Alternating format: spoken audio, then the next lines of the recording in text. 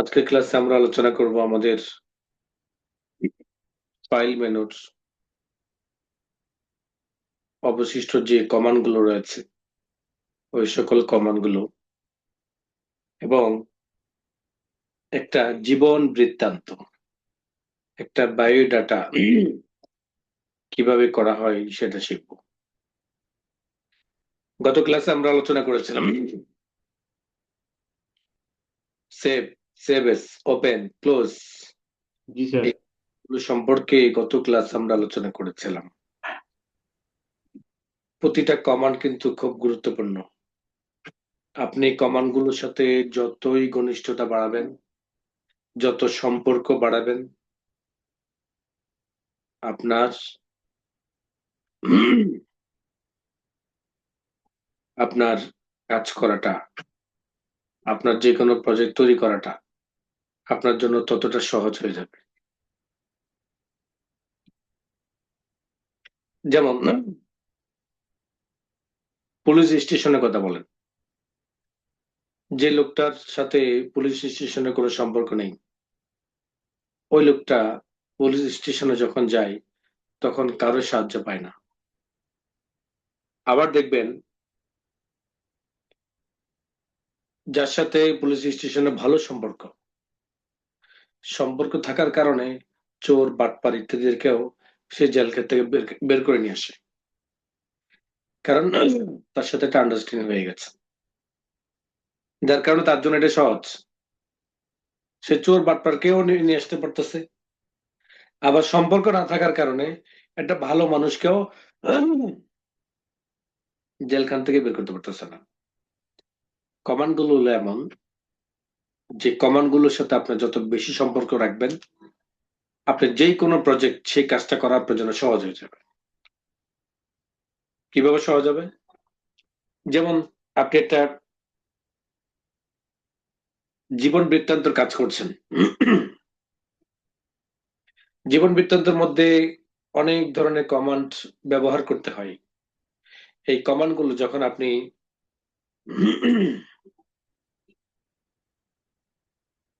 জানা থাকবে আপনার, তখন সেই কাজটা খুব দ্রুত গতিতে আপনি দিতে পারবেন। কমান্ড গুলো সম্পর্কে যদি আপনার ধারণা না থাকে, তাহলে আপনি খুঁজবেন, শুধু এটা খুঁজবেন, ওটা খুঁজবেন, এভাবে আপনার খোঁজা লাগবে। এই যে খোঁজা লাগবে বা খুঁজতেছেন বা খোঁজার প্রয়োজন আছে, খুঁজতেও আপনার টাইম চলে যাবে, খুঁজতে খুঁজতে আপনার টাইম চলে যাবে।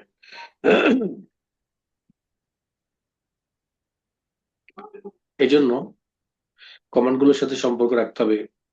আপনি শিখতেছেন, একটা কমান্ডকে বারবার বারবার বারবার বারবার আপনি করেন, জানেন, জিজ্ঞেস করেন, বলেন ক্লোজ, ক্লোজ এর কাছে এটা মাত্র ফাইল বন্ধ করতে পারে।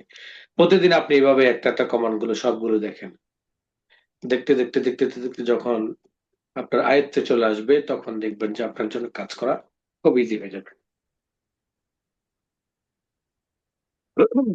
আজকের যেই কমান্ড গুলো দেখতে পাচ্ছেন, যেমন info, recent, new, print, save and send, help, option, exit, এগুলোর মধ্যে থেকে কিছু কমান্ড আছে যেগুলো আমাদের লাগবে, কিছু কমান্ড আছে আমাদের মাঝে মধ্যে লাগতে পারে, আবার কিছু কমান্ড আছে আমাদের টোটালি লাগবে না। যেমন ইনফো, এই ইনফো মিন ইনফরমেশন, ইনফো মিন ইনফরমেশন।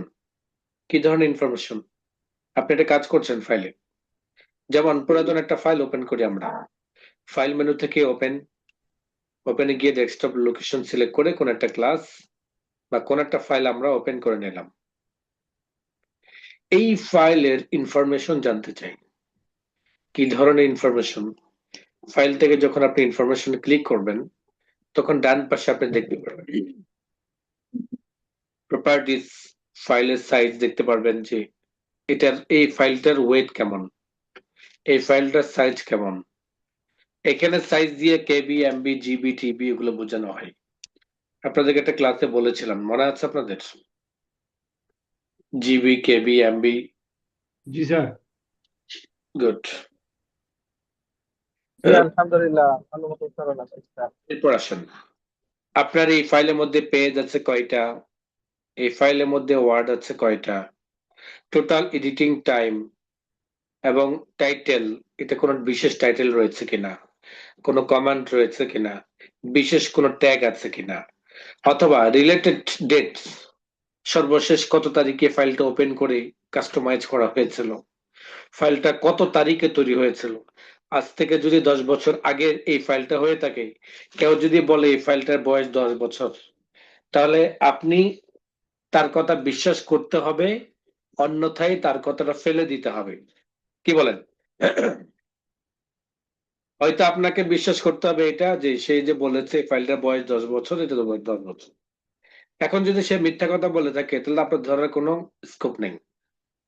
আবার যদি ওই লোকটা যদি বলে যে ফাইলটা বছর 1 বছর, অথচ দেখা গেছে ফাইলটা বয়স হলো 10 বছর, তখনও জানা না থাকার কারণে তার কথা বিশ্বাস করতে হবে।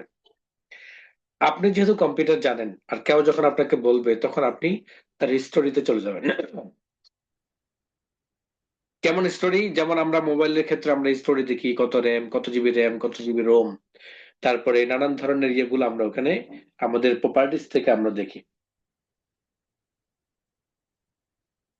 আমাদের প্রপার্টিস থেকে আমরা দেখি। এখন দেখেন, আমাদের এই ফাইল সম্পর্কে কোনো ধরনের তথ্য যদি জানতে হয় তাহলে আমাদেরকে এভাবে ইনফরমেশন থেকে জানতে হবে। কত তারিখে আপনি লাস্ট খুলেছেন, কত তারিখে ফাইলটা তৈরি করেছেন, লাস্ট প্রিন্টেড কোনো ধরনের ইয়ে আছে কিনা, রিলেটেড পিপলস, অন্য কোনো তথ্য আছে কিনা, এই তথ্যগুলো আপনি এখানে দেখতে পারবেন। তাহলে এইখান থেকে আপনার কি দরকার, কি লাগবে, কি প্রয়োজন? এখান থেকে যেমন আপনার প্রয়োজন হবে হলো সাইজ, কত পেজ আছে, কতটা ওয়ার্ড আছে, কত তারিখে ফাইলটা তৈরি হয়েছে, সর্বশেষ কত তারিখে এটা কাস্টমাইজ করা হয়েছিল বা মডিফাই করা হয়েছিল, এই তথ্যগুলো আপনার লাগতে পারে। আদারওয়াইজ যে কমান্ড গুলো রয়েছে ওই কমান্ড গুলো আপনার বিশেষ প্রয়োজন নেই। এটি হলো ইনফরমেশনের তথ্য। ইনফরমেশনের মধ্যে আরো কিছু কমান্ড দেখতে পাচ্ছেন, যেমন পারমিশন, তারপর প্রিপার্স, তারপর ভার্সন, এগুলো আমাদের প্রয়োজন নেই, এগুলো ধরার দরকার নেই। ইনফরমেশনের তথ্যগুলো জানার দরকার হয়, তাও দরকার হয় না। বিশেষ বিশেষ কিছু ফাইল যদি এমন হয়ে থাকে, তখন যদি কোনো তথ্য আপনাকে বের করতে হয় এই ফাইল সম্পর্কে, তখন আপনি এই তথ্যগুলো বের করতে পারবেন। রিসেন্ট, রিসেন্ট মানে হলো রিসেন্টলি যে সকল ফাইলগুলো ওপেন করা হয়েছিল, ওই সকল ফাইল এন্ড ফোল্ডার আপনি রিসেন্টের মধ্যে পাবেন। যেমন আপনাদের কথা বলি, আপনাদের মধ্যে যদি 100 জন স্টুডেন্ট থাকে, তার মধ্যে থেকে যদি বলি আমরা টপ 10, যে 10 জন, এদের মধ্যে বেস্ট 10 জন আমরা বাছাই করতে চাই। এভাবে আপনাদের ওই রুমের মধ্যে 100 জন শিক্ষার্থীর মধ্যে থেকে এই রুম থেকে কয়জন সর্বশেষ বের হলো, অথবা কয়জন সর্বশেষ ভিতরে ঢুকলো, এই কয়জন সর্বশেষ, এই সর্বশেষের যে সকল ফাইলগুলো রয়েছে ওই সকল ফাইলগুলো আপনি এখানে পাবেন। এখন কথা হলো সর্বশেষ দিয়ে কি বোঝানো হয়েছে? সর্বশেষ দিয়ে বোঝানো হয়েছে, যেমন আপনি ফাইল থেকে ওপেন করেছেন, কিছুক্ষণ আগে ওপেন করেছিলেন এই ফাইলটা, এখন ওপেন করব এই ফাইলটা, দিলাম ওপেন। এভাবে আমার আর অনেক ফাইল খোলা লাগতে পারে। যেমন আজকে সারাদিন আমি যে কয়টা ফাইল ওপেন করেছি, ফাইলটা আমরা ওপেন করি, কাজ করি, আবার বন্ধ করে দিই, আবার ওপেন করি। এই যে ওপেন করতে গিয়ে আমাদের যেতে হয় হলো ফাইল থেকে ওপেনে গিয়ে, দেন লোকেশন থেকে মার্ক করে দিতে হয় ফাইল, এরপর গিয়ে আমাদের ওপেন ক্লিক করতে হয়। আর যদি ফাইলগুলো আমরা রিসেন্টে পেয়ে যাই, তাহলে আর আমাদের এত ভিতরে যাওয়ার প্রয়োজন হয় না। তখন আমরা রিসেন্ট ফাইল থেকে সরাসরি ফাইলটা দেখতে পাই, সর্বশেষ কোন ফাইলগুলো ওপেন করা হয়েছিল। নিচের দিকে গেলে এরকম কিছু ফাইল আমরা এখান থেকে পাবো। এখান থেকে যে ফাইলটা আমাদের প্রয়োজন হবে সেই ফাইলের মধ্যে আমরা ক্লিক করব, ওয়ান ক্লিক। আমরা যখন ওয়ান ক্লিক করব তখন ফাইলটা ওপেন হয়ে যাবে। রিসেন্ট ফাইলের কাজই হলো এটা, আমি ওপেনের মাধ্যমে যতগুলো ফাইল ওপেন করেছি এর মধ্য থেকে সর্বশেষের 10টা, 15টা, 20টা এরকম কম্পিউটার লিস্টের মধ্যে যেরকম সেটিং করা থাকে যে 10টা দেখা হোক বা 20টা দেখা হোক, ওই কয়টা ফাইলে আপনি রিসেন্ট পাবেন। তো রিসেন্ট বলতে সর্বশেষের। কম্পিউটার অটোমেটিক বুঝে কে এন্ট্রি নিল, কে এক্সিট নিল, ওইভাবেই কম্পিউটারটা কি করতে পারে, এখানের মধ্যে ফাইলের তথ্যগুলো নিয়ে আসে। রিসেন্টের কাজ হলো এটা। ফাইল হতে পারে, দেন ফোল্ডার হতে পারে। যেটাই আপনি খুলতে চান সেটা এভাবে খুলতে পারবেন। যেহেতু আমি মাইক্রোসফট ওয়ার্ড ফাইল থেকে রিসেন্ট গিয়েছি, সো আমার এখানে ফাইল রিলেটেড, কোনো ধরনের ফোল্ডার নয়। ফোল্ডার ক্লিক করলে আমি ফোল্ডার থেকে আমি সরাসরি গিয়ে ওই ফোল্ডারের যে ফাইলগুলো রয়েছে ওই ফাইলগুলো বের করতে পারি। ফাইল মেনু থেকে আছে নিউ। এই নিউর কাজ হলো, বর্তমানে দেখতে পাচ্ছেন যে আমি একটা ফাইলে কাজ করছি, দেখতে পাচ্ছেন সবাই? সবাইকে দেখতে পাচ্ছেন আমি একটা জি ফাইলে, স্যার, আচ্ছা, দেখা যায়। আমি একটা ফাইলে কাজ করছি, এটা আপনারা দেখতে পাচ্ছেন। আবার জি এই অবস্থায় যদি আপনি আমাকে একটা কাজ দেন, যেমন আপনি আসতেন আপনার একটা অ্যাপ্লিকেশন লিখে দেওয়ার জন্য, আপনি আমাকে বললেন যে ভাই আমাকে এই কাজটা একটু করে দেন। আচ্ছা, আপনি যে কাজটা আমাকে দিলেন সেই কাজটাকে আমি এই ফাইলের মধ্যে লিখবো, সেই কাজটাকে আমি এই ফাইলের মধ্যে লিখবো যে ফাইলটার মধ্যে আমি কাজ করছি। না স্যার, জি না না, স্যার, একটা ওপেন করবো। অর্থাৎ হবে না এখানে কি করব, স্বতন্ত্র একটি ফাইল নিব। কেন স্বতন্ত্র একটা ফাইল নিব? যেহেতু মাইক্রোসফট ওয়ার্ড প্রোগ্রামটা হলো ফাইল তৈরির কারখানা। আমি যত চাই তত ফাইল তৈরি করতে পারবো, এর জন্য আমাকে কোনো ধরনের চার্জ দিতে হয় না। তাহলে আমি কেন কৃপণতা করব এখানে, যে একজনের ফাইলের ভিতরে আরেকজনের কাজ করব? এটা করলে তো নেক্সট টাইম যখন ওই লোকটা আসবে 2, 4, 5 মাস পরে, 6 মাস পরে, 1 বছর পরে, 2 বছর পরে, তখন যদি আমার থেকে ফাইলটা বলে যে ভাই আপনার কাছে এই কাজটা করেছিলাম, আমাকে এটা বের করে একটু সম্পাদনা করে দেন, তাহলে আমি যখন একাধিক লোকের কাজ এক ফাইলের মধ্যে করব, তখন আমার জন্য এটা কষ্টকর হয়ে যাবে না তার ফাইলটা খুঁজে বের করা? জি অবশ্যই। কষ্টকর, জি কষ্টকর হয়ে যাবে। তাহলে সেই ক্ষেত্রে আপনাকে কি করতে হবে, নতুন নতুন ফাইল নিতে হবে। প্রতিটা কাজের জন্য নতুন ফাইল, প্রতিটা কাজের জন্য কি নতুন ফাইল। যেমন যেমন আপনি কাজ করছেন প্রথম সাময়িক পরীক্ষার কাজ, দ্বিতীয় সাময়িক পরীক্ষার কাজগুলো আর প্রথম সাময়িক পরীক্ষার ফাইলের মধ্যে করবেন না। তৃতীয় সাময়িক পরীক্ষার কাজগুলো আবার দ্বিতীয় সাময়িক পরীক্ষার ফাইলের মধ্যে করবেন না। কেন করবেন না? প্রত্যেকটা ফাইল যখন স্বতন্ত্র থাকবে, দেন নেক্সট ইয়ারে, পরবর্তী বছরে আপনি যখন বলবেন যে আমি আমার প্রথম সাময়িক পরীক্ষার ইয়েতে খুলে আমি একটু কাস্টমাইজ করে প্রশ্নটা তৈরি করতে চাইলে করতে পারবো। কাজ আমার ইজি হলো কিনা, প্রথম সাময়িক পরীক্ষার যেই সিলেবাসটা থাকে, প্রশ্নটা থাকে, সেই প্রশ্নটা কিন্তু একটা সিলেবাস অনুযায়ী তৈরি হয়। কিরকম সিলেবাস? সিলেবাসের মধ্যে লেখা থাকে আমার বাংলা প্রথম সাময়িক পরীক্ষা পর্যন্ত কোন পেজ থেকে কোন পেজ পর্যন্ত পড়ানো হবে, দেন সেটার উপরে কি করা হয়, আপনার পড়ানো হয়, পড়ানোর উপরে প্রশ্ন তৈরি হয়। তাহলে ম্যাক্সিমাম কিন্তু প্রশ্ন গত বছরের প্রথম সাময়িক পরীক্ষার মধ্যে আছে, কিন্তু প্রথম সাময়িক পরীক্ষার যে কাজগুলো, সেই কাজগুলো দ্বিতীয় সাময়িক পরীক্ষার যে কাজগুলো, তৃতীয় সাময়িক পরীক্ষাগুলো যে কাজগুলো, এইভাবে আপনি যখন স্বতন্ত্র ভাবে রাখবেন, চাইলে নেক্সট ইয়ারে এটাকে সম্পাদনা করে খুব দ্রুত আরেকটা প্রশ্ন করে দিতে পারবেন। এই স্বতন্ত্র ফজিলত হলে এই জায়গায় আপনি যখন কারো কাজ করবেন, তখন তার নামে যখন কাজটা করবেন তার শিরোনাম অনুযায়ী যত বছর পরে আসুক না কেন, কম্পিউটার যদি আপনার ঠিক থাকে, তাহলে তার এই কাজটা আপনার কম্পিউটার থেকে সে পাবে। যেমন ছোটখাটো কাজ যদি হয়ে থাকে তাহলে হয়তো আপনার কাছে গুরুত্বপূর্ণ নাও হতে পারে, কিন্তু যারা গুরুত্বপূর্ণ বা যারা গুরুত্ব দেয়, তারা কিন্তু মানুষের একটা বায়োডাটা 20 বছর পর্যন্ত টিকে রাখে। যতদিন তার কম্পিউটার থাকে ততদিন পর্যন্ত তার ওই জিনিসটা তার কাছে রাখে, সেটাকে ফেলে দেয় না। সে আশায় থাকে লক্ষ্মী আসতে পারে, সে আশা থাকে কি লক্ষ্মী আসতে পারে।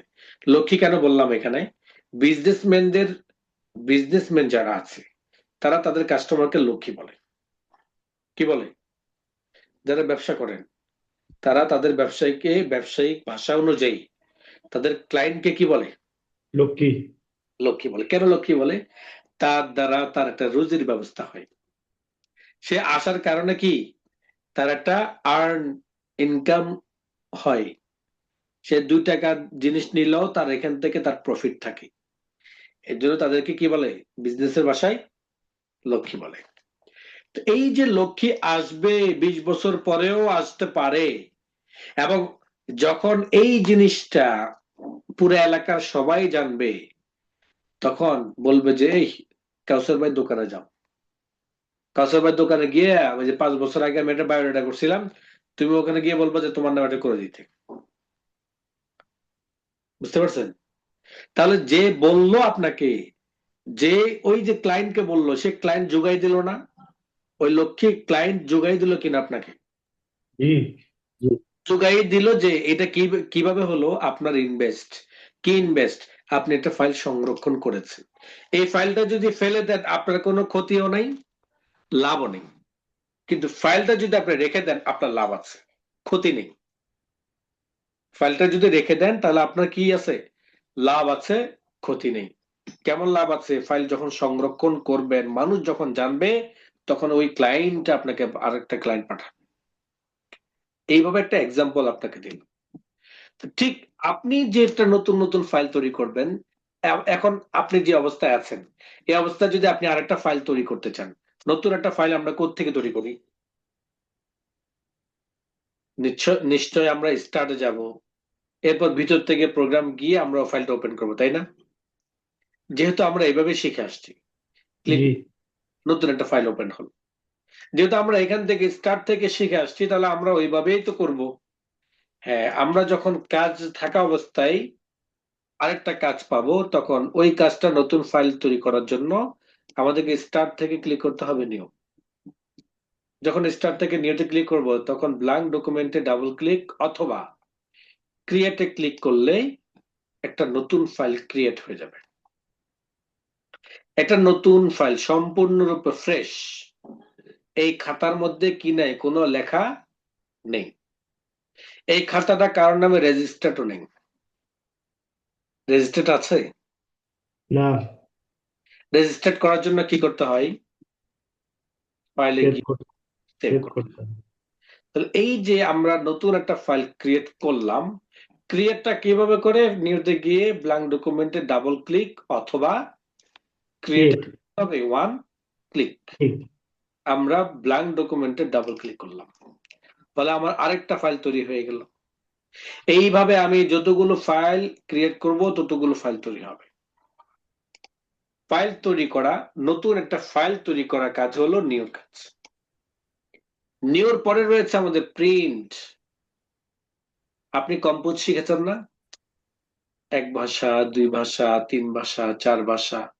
মাশাআল্লাহ, আপনি এখন 4 ভাষায় একজন অভিজ্ঞ কম্পিউটার অপারেটর। কম্পিউটার অপারেটর এখন বলা যাবে না আপনাকে। আপনাকে আমি বলতে পারি এটা 4 ভাষায় একজন টাইপার। টাইপ করে যে, তাকে টাইপার বলে। আমি আপনাকে এক্সপার্টও বলবো না। আমি আপনাকে এতটুকু বলতে পারবো, এতটুকু সনদ দিতে পারবো যে আপনি একজন 4 ভাষার টাইপার। আপনি যখন প্রোগ্রাম শেষ করে ফেলবেন, আপনি যখন দ্রুত গতিতে নির্ভুলভাবে কম্পোজ করবেন, তখন আপনার জন্য এক্সট্রা আরো হাই র্যাঙ্কের কি থাকবে? পদবি থাকবে, যেটা হলো এক্সপার্ট। প্রোগ্রাম সম্পর্কে যখন জানা হয়ে যাবে, বিভিন্ন ধরনের প্রজেক্টগুলো যখন করতে পারবেন অনায়াসে এবং নির্ভুলভাবে দ্রুত গতিতে কম্পোজ করতে পারবেন, তখন আপনি একজন অভিজ্ঞ টাইপার এন্ড এক্সপার্ট কি মাইক্রোসফট অপারেটর অথবা কম্পিউটার অপারেটর। কথা বুঝতে পেরেছেন? আপনি যখন 4 ভাষায় কম্পোজ করবেন, কম্পোজ করলেন, সাজাইলেন, এটা কিন্তু প্রিন্ট আউট করতে হবে। কি বলেন? এটাকে প্রিন্ট আউট করতে হবে। এই প্রিন্ট আউট করার জন্য আপনাকে যেটা করতে হবে সেটা হলো এই প্রিন্ট কমান্ডে যেতে হবে ফাইল থেকে। ফাইল থেকে যখন প্রিন্ট কমান্ডে যাবেন তখন ডান পাশে একটা টপ আপ চালু হবে। এই টপ আপের মধ্যে শুরুতে দেখবেন প্রিন্ট। প্রিন্টে গিয়ে যখন প্রিন্টে ক্লিক করবেন, যখন প্রিন্টার দেওয়া থাকবে আপনার, তখন এই কাগজগুলো সবগুলো প্রিন্ট হতে থাকবে। এখন সবগুলো তো প্রিন্ট নাও লাগতে পারে, এমন হতে পারে অমুক অমুক পেজ, অথবা শুধু নির্দিষ্ট একটা পেজ। এই ক্ষেত্রে আপনাকে কি করতে হবে? এই ক্ষেত্রে আপনাকে যেতে হবে সেটিংস। সেটিংসে গিয়ে দেখতে পাচ্ছেন প্রিন্ট অল পেজ। আমি যদি এখন অল পেজে ক্লিক করে প্রিন্ট কমান্ডে ক্লিক করি, সবগুলো পেজ প্রিন্ট হয়ে যাবে, এই ফাইলের মধ্যে যতগুলো পেজ থাকবে। আর যখন আমি প্রিন্ট কমান্ড থেকে, প্রিন্ট অল পেজ থেকে যখন আমি প্রিন্ট কারেন্ট পেজ ক্লিক করব, শুধুমাত্র যে পেজের মধ্যে আমাদের কার্সর থাকবে কেবল ওই পেজটা প্রিন্ট হবে। এবং আমরা যখন প্রিন্ট কাস্টম রেঞ্জে ক্লিক করব, তখন আমরা আমাদের শত শত পেজ যদি থাকে, সেখান থেকে আমরা নির্দিষ্ট নির্দিষ্ট পেজগুলো প্রিন্ট আউট করতে পারবো প্রিন্ট কাস্টম রেঞ্জ কমান্ড দিয়ে। প্রিন্ট কাস্টম রেঞ্জ কমান্ডে গেলে অটোমেটিক ভাবে নিচে লেখার জন্য একটা ঘর তৈরি হয়ে যাবে। এখানের মধ্যে আমরা লিখে দিতে পারি, উদাহরণস্বরূপ 17 number page, 19 number page, 26 number page, 29 number page, 31 number page. এখানে কি ব্যবহার করলাম বলেন আমাকে?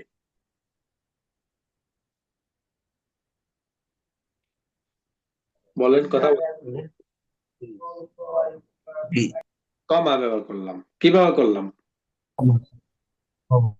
এখানে যে আমি লিখলাম 17 কমা 19 কমা 26 কমা 29 কমা 31 কমা, এখানে কমা দিয়ে কম্পিউটার বুঝতে পারে অমুক অমুক অমুক। বুঝাইতে পারলাম? কম্পিউটার কি বুঝতে পারে? কমা অমুক অমুক অমুক অমুক অমুক অমুক অমুক। অমুক। আচ্ছা, অমুক অমুক অমুক কখন বুঝবে কম্পিউটার? যখন অমুক অমুক পেজ থাকবে। আপনার কম্পিউটার পেজ আছে 20টা, তাহলে এখানে অমুক অমুক পেজ দিয়ে কোনটা কোনটা বুঝবে? বলেন, কোনটা কোনটা বুঝবে? 17 এবং 19 বলে দেওয়া লাগবে কেন? এটা বুঝতেছেন না? আপনার এই ফাইলের মধ্যে যদি টোটাল পেজে থাকে 20টা, তাহলে আপনি এখানে যে অমুক অমুক দিলেন অনেকগুলো, তাহলে কোনটা কম্পিউটার কোন পর্যন্ত ফলাফল দিতে পারবে?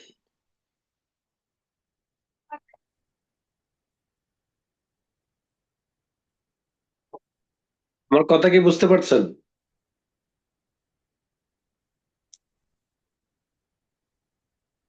হুম, কথা শোনা যাচ্ছে? জি স্যার। মাঝে বন্ধ। জি জি স্যার, আওয়াজ শোনা যাচ্ছে। আমার এখানে পেজ যদি থাকে টোটালি 20 পেজ, আমি যদি এখানে 17, 19, 26, 29, 31 দিই, তাহলে আমার কত পেজ পর্যন্ত আমাকে সে প্রিন্ট আউট করে দিতে পারবে?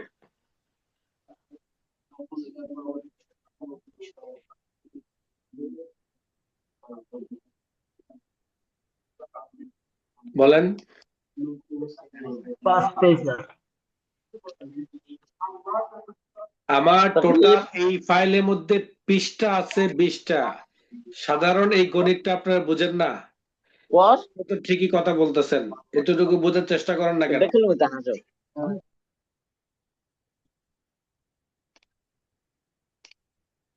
বলেন। নির্দিষ্ট যে 5টা পেজ দিয়েছেন এটাই প্রিন্ট হবে। 20টা থাকলে তো 17 এবং 19 দুটা হবে। এই কথাটা বের হচ্ছে না কেন আপনাদের থেকে? এই এই সূত্র যদি আপনি না বুঝেন, আপনি তো ভুল করবেন কাজে। আপনাকে তো আমি সূত্র বোঝানোর চেষ্টা করতেছি, কাজ শিখাইতেছি না। তো কাজ তো শিখবেন আপনি নিজে নিজে। সূত্র শিখাবো আমি। আমি সূত্র শিখাই দেব, সেই সূত্রটাকে কাজে লাগিয়ে আপনি কাজ ফলাফল বের করবেন। আপনার এই ফাইলের মধ্যে পেজে আছে টোটালি 20টা, তাহলে আপনি যে 17 number page, 19 number page, 26 number page, 29, 31 এগুলো দিলেন, তো এগুলোর মধ্যে থেকে কত নাম্বার পেজ পর্যন্ত আপনার এখানে বের হবে?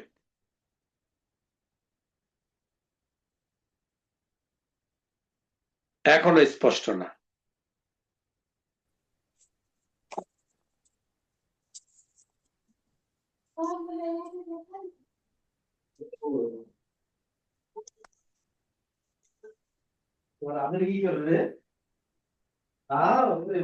তার মানে হলো আমাদের 20 পর্যন্ত আমরা কি করতে পারবো, প্রিন্ট আউট করতে পারবো, 20-এর জি, পরে জি। আমরা আর করতে পারবো না। আচ্ছা, জি, এবার আসেন, তারপরে এটা বুঝতে হবে আমার এত পেজ থাকতে হবে, আমি যে অমুক অমুক পেজ বের করব সেটা পেজ আমাকে থাকতে হবে। কমা দিয়ে বোঝানো হয় অমুক অমুক, কমা দিয়ে বোঝানো হয় কি, অমুক অমুক। আর হাইপেন দিয়ে বোঝানো হয় এত থেকে এত। জি, এখন আপনার পেজ আছে 50টা, আপনি 23 থেকে 31 পর্যন্ত পেজ শুধুমাত্র বের করবেন, আগেও বের করবেন না, পরের অংশ বের করবেন না, শুধুমাত্র কত থেকে কত, 23 থেকে 31। 23 থেকে 31। এখানে যদি একটা কমা দেন, এরপর যদি 35 থেকে যদি আবার দেন হলো 39, আবার কমা, এরপর যদি আপনি দেন হলো 42 থেকে 48, তাহলে আমাকে একটু বুঝান তো এখানে কি হলো, কিভাবে প্রিন্টটা হবে। আর 23 31 থেকে থেকে 31। প্রিন্ট হবে, 35 থেকে আবার 35 থেকে 39 পর্যন্ত 42 প্রিন্ট হবে, আবার 42 থেকে 48 পর্যন্ত প্রিন্ট হবে। Good. 30 পর্যন্ত হবে, মাঝখানে আবার 32, 33, 34 বাদ, প্রিন্ট হবে না। জি, আবার 35 থেকে 39 পর্যন্ত হবে, 40, 41 প্রিন্ট হবে না। আবার জি, 42 থেকে 48 পর্যন্ত প্রিন্ট হবে, 49, 50 প্রিন্ট হবে না। জি, জি, কথা বুঝতে পারছেন? হাইপেন জি। দিয়া, জি স্যার। কমা দিয়া, অমুক অমুক, চাইলে আপনি একসাথে সবগুলো কি করতে পারতেছেন, প্রিন্ট কমান্ড দিতে পারতেছেন। কিভাবে প্রিন্ট করবেন সেটা আপনাকে এখানে লিখে দিতে হবে। আপনি যেগুলো প্রিন্টের প্রিন্ট করবেন, যেমন আজকের ক্লাসের শীট, উদাহরণস্বরূপ আজকের ক্লাসের শীট এত থেকে এতটা, এত থেকে এত, এই পেজগুলো। এখন আপনারা আছেন কয়জন, 28 জন, তো 28 জনের জন্য কয়টা কপি দরকার, 28 কপি। 28টা কপি দরকার। তাহলে আপনি কপিজের মধ্যে বসিয়ে দিবেন 28, তাহলে আপনার 28 বার প্রিন্ট কমান্ড দেওয়া লাগবে না, এক কমান্ডে 28 জনেরটা বের হয়ে যাবে, এক কমান্ডে 28 জনেরটা কি হয়ে যাবে, বের বের হয়ে হয়ে যাবে। যাবে। এরপর আসেন কালেক্ট করবেন কিভাবে, থেকে 31, 35 থেকে 39, 42 থেকে 48, এই টোটাল গিয়ে একটা সেট। এরপর আবার 23 থেকে 31, 35 থেকে 39, 42 থেকে 48 আরেকটা সেট। এভাবে নিবেন নাকি 23, 48, 28টা কপি, তারপরে 24, 28টা কপি, 25, 28টা কপি, এইভাবে 28টা করে একটা একটা করে পেজ এভাবে নিবেন, কোন ভাবে আপনি কালেক্ট করতে চাচ্ছেন প্রিন্ট কমান্ড থেকে বলেন। এইখানে কোন ভাবে নিলে আপনার জন্য সুবিধা হয়, আপনার সময় সাশ্রয়ী হবে বলেন। একবারে নিলে। একবারে নিলে, তাহলে আমাকে কি করা লাগবে না, আবার আলাদা আলাদা একটা একটা নিয়ে এগুলো সেট করে তারপর পিন আপ করা, এই ঝামেলা আমাকে করতে হবে না, তাই না? এই জন্য আমাকে জি, কি করতে হবে, কালেক্টের মধ্যে দিতে হবে 1 2 3 এই সিস্টেমে, 1 2 3 1 2 3 1 2 3 বুঝাই দেওয়া হয়েছে যে 1 থেকে 2 3 আপনার এক সিরিয়ালে হবে, মানে এই সিরিয়ালে একবার প্রিন্ট হবে, আবার এই সিরিয়ালে একবার প্রিন্ট হবে, এভাবে 48 বার প্রিন্ট হবে। যেটা আপনি 48 বার কমান্ড দিতেন, সেটা 48 বার কমান্ড দেওয়া লাগবে না, এক কমান্ডেই 48 বারের কাজ করবে। 28 বার স্যার। আনকালেক্ট করেন, তাহলে 23 নম্বর পেজ আগে বের হবে কয়টা, 28টা। 24 নম্বর পেজ বের হবে আগে 28টা, 1 1 1 2 2 2 3 3 3 দিয়ে এগুলো বোঝানো হয়েছে। তো আপনি যেহেতু প্রযুক্তি ব্যবহার করছেন, সেই ক্ষেত্রে প্রযুক্তির যত ধরনের সুযোগ সুবিধা আছে এগুলো তো আপনাকে নিতেই হবে, বিনা কারণে আপনি কেন পরিশ্রম করবেন, যদি আপনার কাছে কমান্ড থাকে আপনি কেন ডাবল ডাবল কাজ করবেন। আপনি যখন এইভাবে একটা দিয়ে দিবেন, দেখা গেছে আপনার সারা দিনের কাজ আপনাকে কি করে দিল, সহজ করে দিল। আর না হলে এই 28টা পেজ আপনি একটা একটা যখন ভাগ করবেন পুরো টেবিলে, এগুলোকে সাজাইতে হবে, 23 নাম্বার পেজ গুলো এক সাইডে, 24 এক সাইডে, 25 এক সাইডে, এরপর গিয়ে একটা নিয়ে এভাবে সেট মিলাইতে হবে, তো এগুলো তো অনেক সময় যায়, এটা আপনার লস, এটা কি আপনার লস। তাহলে এই কমান্ডটা ভালো করে আপনাকে বুঝতে হবে, না হলে আপনার কাজের মধ্যে ভুল করবেন। এরপর আসেন, আপনি যে প্রিন্ট আউটটা করবেন সেটা কি খাড়াখাড়ি ভাবে করবেন নাকি পাশাপাশি করবেন, সেটা পোর্ট্রেট ওরিয়েন্টেশন থেকে আপনাকে সিলেক্ট করে দিতে হবে। Portrait orientation, landscape orientation. অর্থাৎ ওরিয়েন্টেশনের মধ্যে দুইটা কমান্ড থাকে, একটা হলো পাশাপাশি আর একটা হলো খাড়াখাড়ি।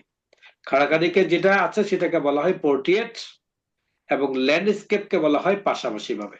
যেমন আমরা স্ক্রল বার সম্পর্কে আলোচনা করেছিলাম, দুই ধরনের স্ক্রল থাকে, একটা হলো ভার্টিক্যাল আর একটা হলো হরিজন্টাল। এটাও বিষয়টা এমন, এই বিষয়টাও যে ল্যান্ডস্কেপ এবং পোর্ট্রেটের বিষয়টা এমন, খাড়াখাড়ি এবং পাশাপাশি। কোন ভাবে আপনি প্রিন্ট আউট করতে চান। এরপর আসলে হলো পেপার, আপনি কোন সাইজের পেপারে প্রিন্ট আউট করতে চান। এমন হতে পারে আপনি বুখারী শরীফে কাজ করছেন, বুখারী শরীফের মুসলিম শরীফের কিতাবগুলোর সাইজ হলো বড় সাইজ, এগুলো কি বড় সাইজ, কিন্তু আপনি কাজ করছেন ঠিকই বড় সাইজে, কিন্তু আপনার প্রিন্টার আছে ছোট, আপনার প্রিন্টার কি ছোট। ছোট যদি হয়ে থাকে আপনি তো ফাইনাল কাজটা করবেন বড় মেশিন দিয়ে, কিন্তু আপনাকে প্রুফ কপিটা দেখতে হবে না, ভুল আছে কিনা এটা একটু কারেকশন করার জন্য ছোট প্রিন্টার আপনাকে প্রিন্ট আউট করে দেখতে হবে, তাই না। তো এই প্রিন্ট আউট করে দেখার জন্য আপনি কোন সাইজে প্রিন্ট করবেন সেটা আপনি এখান থেকেও সিলেক্ট করে দিতে পারবেন। তাহলে কি হবে, বড় সাইজের প্রিন্ট গুলো ঠিক এই ছোট সাইজের মধ্যে অটোমেটিক ভাবে কি হয়ে যাবে, কনভার্ট হয়ে প্রিন্ট হয়ে যাবে। এই একটা সুবিধা প্রিন্ট কমান্ড থেকে আপনি পাচ্ছেন। এরপর আসে মার্জিন, কোন সেটিং যদি রদবদল করতে চান সেটা আপনি এখান থেকে করতে পারেন, বাট এটা দরকার হবে না।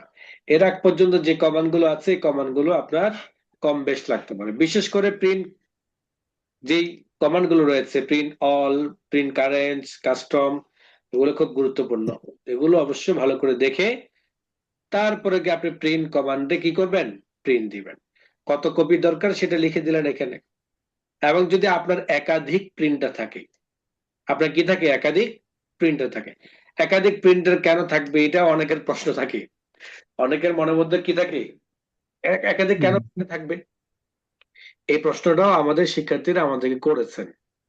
তো খুব ইন্টারেস্টিং প্রশ্ন, যে কেন একাধিক প্রিন্টার থাকবে, প্রশ্নটা কিন্তু ইন্টারেস্টিং।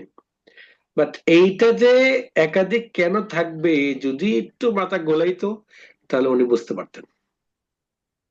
তো ওনাকে বলা হয়েছিল যে দেখেছেন কিনা যে ফটোকপির দোকান, হ্যাঁ ফটোকপির দোকান দেখেছি, ফটোকপির দোকানে কয় ধরনের প্রিন্টার থাকে, কালার প্রিন্টার থাকে, ফটোকপি প্রিন্টার থাকে, নর্মাল সাদা কালো প্রিন্টার থাকে।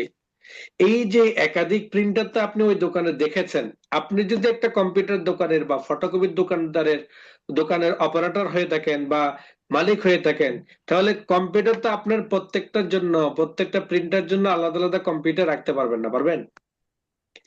কম্পিউটার থাকবে একটা, কিন্তু কাজের সুবিধার জন্য, ক্লায়েন্টের চাহিদা পূরণ করার জন্য আপনার একাধিক প্রিন্টার রাখার প্রয়োজন হতে পারে। সেই ক্ষেত্রে একাধিক প্রিন্টার আমাদের কম্পিউটারের মধ্যে সেট থাকতে পারে। আর আমরা কখন কোন প্রিন্টারের মধ্যে প্রিন্ট দিব সেটাও আমাদেরকে প্রিন্টার থেকে সিলেক্ট করে নিতে হবে। যখন আমার একাধিক প্রিন্টার থাকবে তখন একাধিক প্রিন্টার সেট আপটাও আমার কম্পিউটার থাকবে, তখন আমি কোনটাতে প্রিন্ট দিব। যেমন আপনি প্রিন্ট দিচ্ছেন একটা বড় একটা ফাইল, পিডিএফ ফাইল, তখন অবশ্যই আপনি সাধারণত ফটোকপির মেশিন দিয়ে করবেন। আপনি কোন একটা কালার প্রিন্ট দিয়েছেন, অবশ্যই সেটা কালার প্রিন্ট দিয়ে দিবেন। আপনি সাদাগুলো নর্মাল কাজগুলো করছেন, অবশ্যই সেটা লেজার অথবা সাধারণ প্রিন্টার দিয়ে দিবেন। তো একাধিক প্রিন্টার যখন আপনার থাকবে তখন আপনার প্রিন্টার লিস্টের মধ্যে থেকে সেই নামটা সিলেক্ট করে দিয়ে ওকে দিতে হবে আপনাকে। এটা হলো আমাদের প্রিন্ট কমান্ড। প্রিন্ট কমান্ডের পর রয়েছে সেভ এন্ড সেন্ড, প্রয়োজন নেই আমাদের। আমরা সেন্ড ইউজ ইমেল, আমরা যদি ইমেলে এটাকে সেন্ড করতে চাই, আমরা ইমেল যখন শিখবো তখন এই বিষয়টা নিয়ে আলোচনা করবো। সেভ টু ওয়েব, আমরা যে ওয়েবসাইটের মধ্যে কোন ওয়েবসাইটের মধ্যে এটাকে সেন্ড করতে চাই, সেভ করতে চাই, এটা আমাদের প্রয়োজন হবে না। সেভ টু শেয়ার পয়েন্ট, এটা আমাদের প্রয়োজন হবে না। পাবলিশ এক ব্লগ পোস্ট, কোন ধরনের ব্লগ পোস্টে যারা ওয়েবসাইট নিয়ে ডেভেলপ নিয়ে কাজ করেন তাদের জন্য এগুলো প্রযোজ্য। চেঞ্জ ফাইল টাইপ, আমাদের এটা প্রয়োজন হবে না। ক্রিয়েট পিডিএফ ফাইল, আমরা কিন্তু পিডিএফ ফাইলটা সেভ এস থেকে শিখেছি। পিডিএফ ফাইলটা শুধু সেভ থেকে নয়, বরং পিডিএফ ফাইলটা আপনি চাইলে সেভ এন্ড সেন্ড থেকেও করতে পারবেন। আবার প্রিন্ট কমান্ড থেকেও করতে পারবেন। খেয়াল করেন এই বিষয়টা। আমরা সেভএস থেকে কিন্তু গত ক্লাসে পিডিএফ শিখেছি কিভাবে করতে হয়। আজকে আমরা বিষয়টা একটু ক্লিয়ার করি। শুধু পিডিএফ তে আপনাকে একভাবে করা যায় এমনটা নয়, একাধিক ভাবে আপনার ওয়ার্ড ফাইলটাকে পিডিএফ করতে পারবেন। এক নাম্বার হলো সেভএস থেকে, সেকেন্ড হলো প্রিন্ট কমান্ডে গিয়ে সেখানে গিয়ে আপনি একটা পিডিএফ নোট পাবেন, মাইক্রোসফট প্রিন্ট ও পিডিএফ। আরেকটা হলো আপনি যদি পিডিএফ পিডিএফ এর সফটওয়্যার যদি আপনার কম্পিউটারে ইনস্টল করা থাকে, সেই ক্ষেত্রে আপনার একটা কমান্ড এখানে পিডিএফ এর মধ্যে পাবেন। আরেকটা কমান্ড হলো সেভ এন্ড সেন্ড, সেখানে গিয়ে ক্রিয়েট পিডিএফ ফাইল, এটার মাধ্যমে আমরা আমাদের কি করতে পারবো, পিডিএফ করতে পারবো। হেল্প, মাইক্রোসফট ওয়ার্ড প্রোগ্রামের কোনো কমান্ড নিয়ে যদি সরাসরি মাইক্রোসফট কোম্পানির যে ওয়েবসাইট রয়েছে সেই ওয়েবসাইটের হেল্প সেন্টারে আপনি মেসেজ করতে চান বা কোনো কিছু খুঁজে বের করতে চান, সেক্ষেত্রে হেল্পটা আপনার প্রয়োজন হতে পারে। আমার লাইফে কখনো প্রয়োজন হয় নাই, কাউকে দেখি নাই যে এটার মাধ্যমে কোনো সহযোগিতা নিতে পেরেছে বা নিয়েছে। হেল্পের পরে রয়েছে আমার অপশন। এই অপশনের মধ্যে কিছু চেক আনচেকের কাজ রয়েছে। যেমন আমরা আমাদের টেক্সট বাউন্ডারিজ দিয়েছি, এই টেক্সট বাউন্ডারিজ অথবা নাম্বারের ল্যাঙ্গুয়েজ, এরকম নানান ধরনের কাজগুলো আমরা অপশন থেকে করি। অপশনের মধ্যে অনেকগুলো সেটিং রয়েছে, আমরা একটা একটা করে যখন যেটা প্রয়োজন হবে তখন সেটা আমরা শিখে নেব। আমরা যেমন গত ক্লাসের আলোচনা করেছিলাম যে আমরা অ্যাডভান্স, সেখান থেকে আমরা শো ডকুমেন্ট কন্টেন্ট থেকে টেক্সট বাউন্ডারিজ, দেন নাম্বারিং কিভাবে করে আরবি নাম্বার সেটাও সেটিং করেছিলাম। এবার যখন যেটা দরকার হবে তখন সেটা আমরা অপশন থেকে সেটিং থেকে শিখে নিতে পারবো। সর্বশেষ রয়েছে এক্সিট। এখানে দেখতে পাচ্ছেন ক্লোজ। এই ক্লোজের কাজ হলো যে ফাইলটা ওপেন করা আছে সেটা ক্লোজ করে দেওয়া। আর এই এক্সিটের কাজ হলো আমার যে প্রোগ্রামগুলো ওপেন করা আছে পুরো মাইক্রোসফট ওয়ার্ড প্রোগ্রামটা পুরোটাকে বন্ধ করে দেওয়া। একটা ক্লোজ আমি দিলাম, নো, আবার দিলাম ক্লোজ, আবার দিলাম ক্লোজ। এভাবে যতগুলো ফাইল ওপেন করা আছে প্রতিটা ফাইল এভাবে ক্লোজের মাধ্যমে বন্ধ করতে পারছি। সর্বশেষ যে ফাইলটা রয়েছে সেই ফাইলটা গিয়ে প্রোগ্রামটা এভাবে ওপেন থেকে যাবে। আর যদি আপনি ফাইল মেনু থেকে এক্সিট ক্লিক করেন তাহলে সব ফাইল বন্ধ হয়ে এই ফাইলটাও প্রোগ্রামটা বন্ধ হয়ে যাবে। এটা হলো এক্সিটের কাজ। যেমন আমার একটা ফাইল ওপেন করা আছে, একটা ফাইলে ওপেন ক্ষেত্রে যদি আমি এইখানে ক্লোজ দিই তখন ফাইলটা বন্ধ হয়ে গেল। সেম এই ফাইলটা একটা ফাইল ওপেন করা আছে, আমি যদি এই জায়গা থেকে ক্লোজ দিই তখন কিন্তু আমার কি হবে না, পুরো ফাইলটা বন্ধ হবে না, শুধুমাত্র ওয়ার্ড ফাইলটা চলে যাবে, প্রোগ্রাম থেকে যাবে। আবার ফাইল থেকে ওপেন করলাম, ক্লিক করলাম, ফাইল ওপেন হয়ে গেল। যদি ফাইল মেনু থেকে এক্সিট ক্লিক করি তখন পুরো ফাইলটা বন্ধ হয়ে যাবে। এভাবে যদি আমার একাধিক ফাইল থাকে, একাধিক ফাইল রয়েছে এখানে দেখেন, আমি মাউসটাকে নিয়ে গেলাম, 3টা ফাইল দেখাচ্ছে। এবার আমি ফাইল মেনু থেকে যখন এক্সিট ক্লিক করব তখন একটা একটা একটা করে সবগুলো বন্ধ হয়ে গেছে। আমাকে ওই যে ক্লোজ বাটনে একবার একটা একটা করে ক্লিক করার প্রয়োজন হয় নাই, সরাসরি এক্সিটে যখন ক্লিক করব যতগুলো ফাইল ওপেন করা থাকবে সবগুলো এভাবে একটা একটা করে অটোমেটিক ভাবে বন্ধ হয়ে যাবে। এই ছিল আমাদের ফাইল মেনুর বিস্তারিত আলোচনা। ফাইল মেনুর মধ্যে অনেকগুলো কমান্ড আমরা শিখেছি। যে কমান্ড গুলো আমরা শিখেছি সেই কমান্ড গুলো কম বেশ আমাদের লাগবে, এর জন্য এটাকে ভালো করে আয়ত্ত করতে হবে। বিশেষ করে তাকড়া, প্রতিদিন তাকড়া খুব জরুরি। কমপক্ষে 5 থেকে 10টা মিনিট তাকড়া খুব জরুরি। চেষ্টা করবেন 9টার আগে সবাই উপস্থিত হয়ে দেওয়ার জন্য, 9টা থেকে 9টা 5 মিনিটের মধ্যে আপনাদের হাজিরা শেষ করার জন্য। 9টা 5 থেকে ঠিক 9টা 10, সর্বোচ্চ গেলে 15, এর ভিতরে পূর্বের ক্লাসটা অবশ্যই কমপক্ষে একবার যাতে রিভাইজ দেওয়া যায়, তাকড়া করা যায়, সেটার ব্যাপারে দায়িত্ব নেবেন সবাই। এক এক দিন এক একজন দায়িত্ব নিয়ে নিয়ে এগুলো সম্পন্ন করব। তাহলে তাকড়ার মাধ্যমে আপনার জেহান ক্লিয়ার হয়ে যাবে, অন্যদের জেহানও ক্লিয়ার হয়ে যাবে।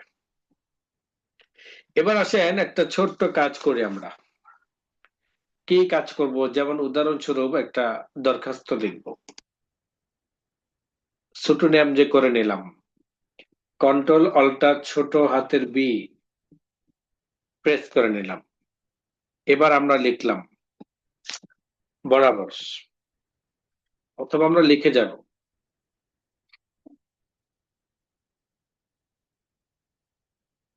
আমার এখানে একটা জিনিস দেখেন, আমার এখানে বিজয় নাই, আবার উপরেও নাই, আমি কেটে দিয়েছি। যার কারণে আমি যখন বিজয়টাকে অ্যাক্টিভ করতে যাচ্ছি, বাট বিজয় অ্যাক্টিভ হচ্ছে না। কন্ট্রোলটা বি দিলাম, হচ্ছে না।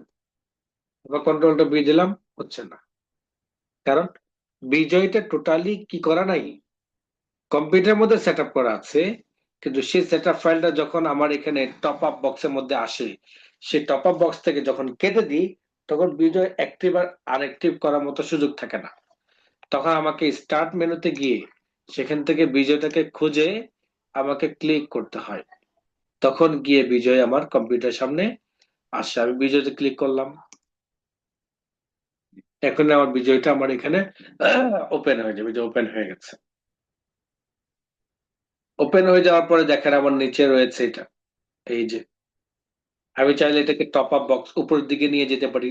এটার উপর রাইট বাটন ক্লিক করে শো আজ টুলবার ক্লিক করলেই আমার এটি উপরের দিকে চলে আসবে। এবার আমি কন্ট্রোল অল্টার বি যখন দিব, তখন বিজয় ক্লাসিক হয়ে যাবে। আমি লিখলাম বরাবর প্রতিষ্ঠাতা পরিচালক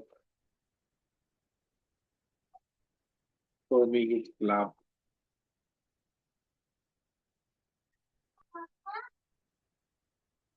ঢাকা মতিঝিল মতিঝিল ঢাকা। বিষয় লিখলাম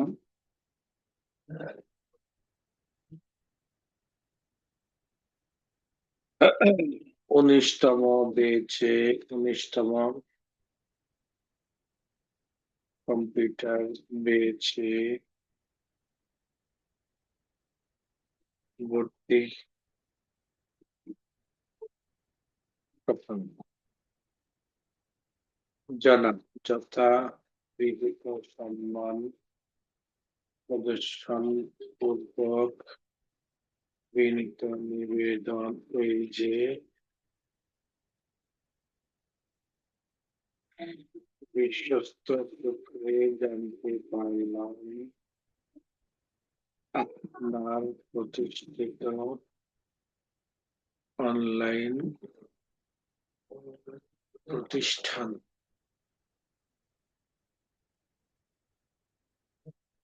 ইউথ ক্লাব এর কম্পিউটার 19তম বেচের ভর্তি কার্যক্রম শুরু করেছে।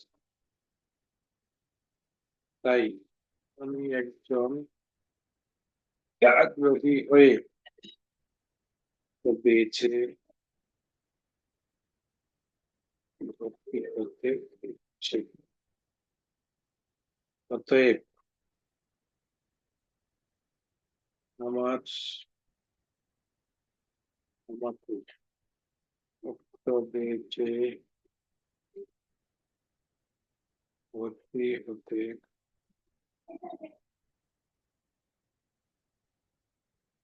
জানাবেশ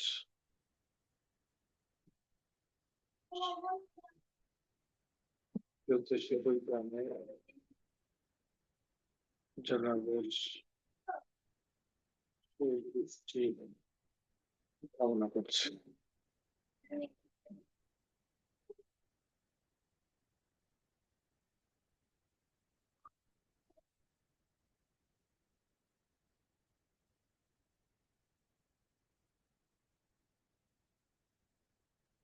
এই যে আমরা একটা লেখা লিখলাম, ওকে, আমাদের প্রথম কাজ ছিল কি, আমরা একটা ফাইল ওপেন করে প্রথমে আমরা কি করলাম বলেন দেখি। টাইপ করলাম। শুধু টাইপ করলাম, গুড। অন্য কোনো কাজ করিনি, করেছি? না স্যার। কোনো কাজ করিনি। আমি শুধুমাত্র যেখানে যেখানে ফাঁকা আছে সেখানে সেখানে কি করেছি? বলুন। আমি যেখানে যেখানে টাইপ করেছি সেখানে সেখানে আমি কি করেছি? মানে ফাঁকা রেখেছি যেখানে সেখানে আমি কি করেছি? স্যার স্পেস দিছে। এন্টার। Enter enter. জি এন্টার একটা কমান্ডের নাম, একটা বাটনের নাম, আর কিন্তু একটা লাইন থেকে আরেকটা লাইনের দূরত্ব কি করে? কমায় বাড়ায়। আরেকটা লাইনের মধ্যে গ্যাপ কি করে? কমায়। তৈরি করে। হ্যাঁ, দুইটা Space দুই bar। কাজ। জি তা আমি এখানে কিন্তু লাইন করেছি নাকি আপনার ওই উপর নিচের টোটাল লাইনটাকে আমরা ইয়ে করেছি বলেন? বলেন। বুঝি নাই স্যার। আমি কি এখানে আপনার লেফট টু রাইট লাইনের কোন স্পেস কমিয়েছি বাড়িয়েছি, নাকি টপ বটম মানে উপর থেকে নিচের দিকে আমি লাইন বাড়িয়েছি? স্যার উপর থেকে নিচে। লাইন বাড়িয়েছি, তাই না? তাহলে জি সেই লাইনটা আমি কিসের মাধ্যমে? ইন্টার। এর মাধ্যমে বাড়িয়েছি। এবার আসেন, আমি সবগুলো লেখা সিলেক্ট করতে চাই। সবগুলো লেখা কি করতে চাই? সিলেক্ট। আচ্ছা, সবগুলো লেখা সিলেক্ট করার আগে আমি আমার এই যে উপরে বরাবর রয়েছে এইটার উপরে আরেকটা লাইন লিখতে চাই। খেয়াল করেন সূক্ষ্ম বিষয়টা। এটার উপরে আরেকটা লাইন কি করতে চাই? লিখতে চাই। তাহলে এটার উপর যদি কোনো লাইন লিখতে চাই তাহলে এটাকে আগে কি করতে হবে? নিচের দিকে নামাইতে হবে। তাহলে শুরুতে কার্সর পয়েন্টটাকে রাখতে হবে। শুরুতে কার্সর পয়েন্টটাকে রাখতে হবে। যে ইন্টার। শুরুতে রাখবো, যেহেতু আমার লেখাটা লেফট সাইড থেকে, এর জন্য আমাকে শুরুতে রাখতে হবে। আমি যে রাইট সাইড দিয়ে থাকি তাহলে কিন্তু আমার ঠিক প্রতিষ্ঠাতার উপরে গিয়ে আমার গ্যাপটা হবে। আর জি যদি বরাবর ক্লিক করি তখন কি হবে? বরাবর সহ নিচের দিকে লেখা লিখলাম। জি আমি স্যার। এখানে তারিখ দিলাম 12/12/12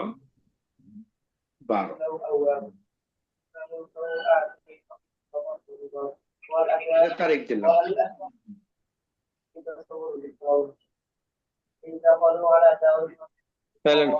সাইলেন্ট।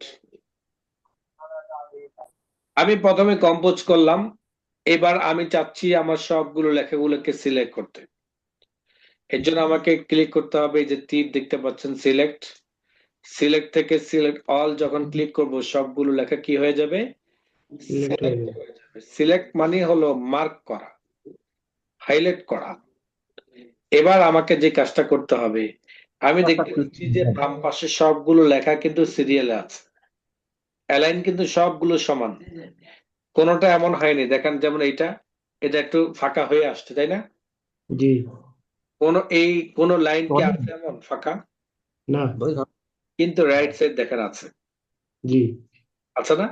এই রাইট জি সাইড থাকার কারণ হলো আমাদের এখানে লেখাগুলো দেওয়া আছে হলো লেফট মুড করে।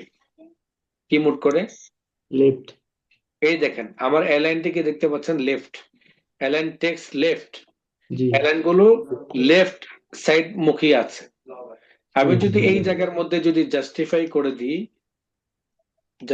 করে দিই তখন দেখতে পারবেন যে একাধিক লাইনের যে প্যারাগুলো আছে, একাধিক লাইনের যে প্যারাগুলো আছে ওগুলো কিন্তু উভয় সাইড থেকে অ্যালাইন কিন্তু সমান হয়ে গেছে। জি স্যার বুঝতে পারছি।